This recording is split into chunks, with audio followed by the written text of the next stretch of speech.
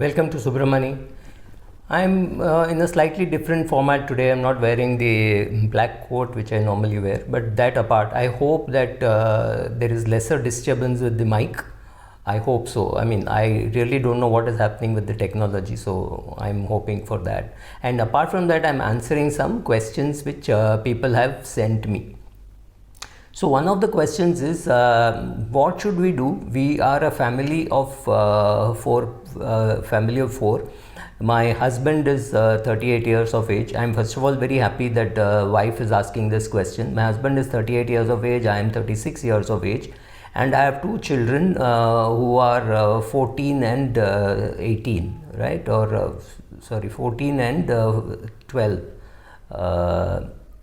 The younger kid is 12, the older kid is 14, right? So that those are their ages. Ages don't really matter. We have a surplus now, and what should we do? And this is the first time that I am meeting her, in the sense that she called me and we spoke. Now the question is, I would have been very happy meeting them 18 years ago or 15 years ago when they started earning, because I would have got them to invest small amounts of money out of their income. Both husband and wife are earning, both are earning well, and both don't have two very high requirements, but yes, two children, both hoping to study abroad right from class 12.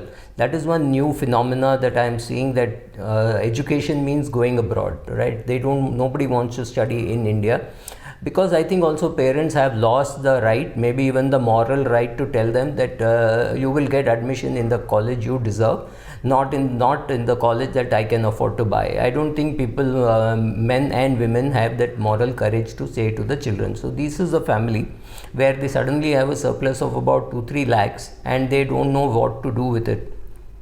Now when I looked at their finances, my first thing was to recoil in horror, because they had some SIPs running. They had money in national saving certificates, in postal schemes, etc.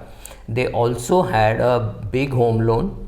They also had a personal loan, a car loan, and that's about it. They had loans, and they had some in mutual funds lying there. They had some equity which was perhaps inherited. I have not yet asked them. That's it. That's their portfolio. And when I ask them, what do you want, they want a higher quality education for their kids, which means studying abroad. Both husband and wife are earning well, but not enough to justify a foreign vacation once in 3 years, two children to study abroad, their own retirement, right? You need money for everything. Now if I had met them very early on in life, I would have encouraged them to invest and use a lot of that money for buying some of the assets they want, and even for the vacations that they were going. A part of this personal loan has gone into funding a vacation. Now I am not against borrowing, but I am definitely against borrowing for consumption. The only consumption which I think it is okay for you to borrow is buying a house, not even buying a car. You should buy a car that you can afford, not a car that you have to borrow and buy, right? So whatever you have as a down payment, that is the only amount that the car should be. So if you can afford only 5 lakhs, then you buy a 5 lakh car. You don't put 5 lakhs and buy a 10 lakh car, or don't put 5 lakhs and buy a 15 lakh rupee car. And then keep paying the EMI for that, and by the time the EMI is over, the car is also finished, which means you can't use the car beyond 3-4 years, and after that you want to change. I've seen people, upper middle class, using the same car for over 15 years. Okay, 15 may be an exaggeration, but I have seen people do that. So 10, 11, 12 years is not unimaginable. So how would I revamp their finances? I would actually revamp their life. Now this looks very ridiculous, because you are just a financial advisor. I am not here to change your lifestyle, but if you are borrowing for traveling, if you are borrowing for everything, if you are borrowing literally for everything, you have a car, they also had a car loan. So they have a car loan, they have when the personal loan has gone partly towards funding their vacation, they have a home loan, and now they claim that they have a 2-3 lakh rupee surplus. The home loan that they have is 3 times the CTC of the husband, and or maybe 4 times the CTC of the husband, and if you take the wife's income also, it is about 3 times the annual income of both husband and wife put together. And that's not a small amount, right? That's a big amount, because if one of them were to lose their jobs, they could be in trouble. During COVID, they had a problem that the husband's salary went down by 30-40%. Now it has been restored, but at that stage they were really struggling, and that was the time, luckily for them, the markets were not too bad, so they stopped their SIP, and they even withdrew from some mutual fund, equity mutual fund, because they did not know from where else to withdraw. So what did I do? I first restructured. I got them to encash all their national savings certificates, etc., whatever it was, whatever they could, and took that. And I've just told them what they should do. It's not me who is to do it.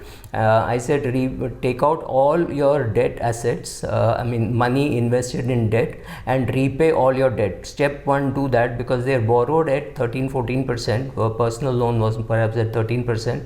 The car loan must be about 11-12%, and the housing loan was also at 7.8% or 7.9%. They had not even gone and reset to a lower figure. So first step was to reset that loan.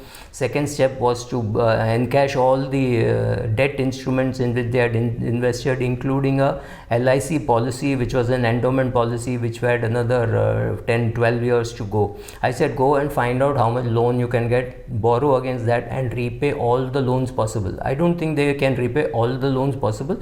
When I say all the loans, I mean all loans except the mortgage.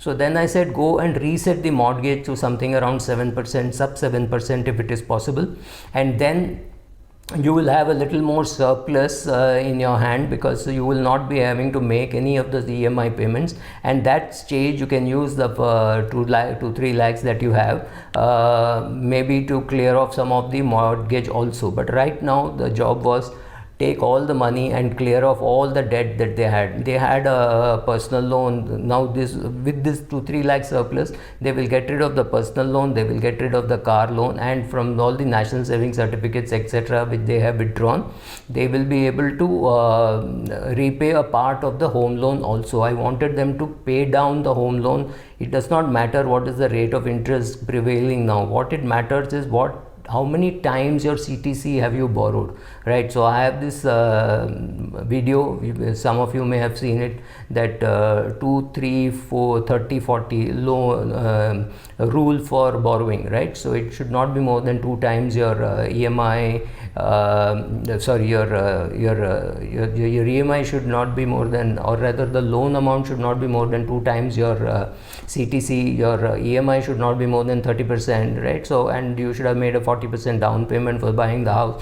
They had made a decent down payment, but the house purchase was quite recent, so I have not touched the home mortgage.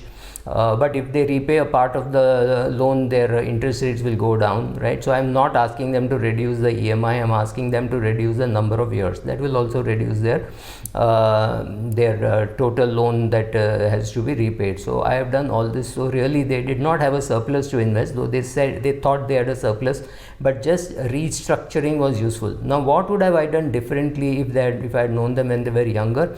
I would have pushed them to invest much more than what they are currently investing. Now I'm not going to tell them this now, because right now I don't want them to feel bad about what they have done. What they have done is definitely bad, but it is not something which is too disastrous, and I have their permission to talk about this. In fact, they wanted me to talk about this, saying others should not get into this trouble. That is very sweet of them. And largely I said, keep watching my videos. What else? I really didn't know what else to tell them. Thank you.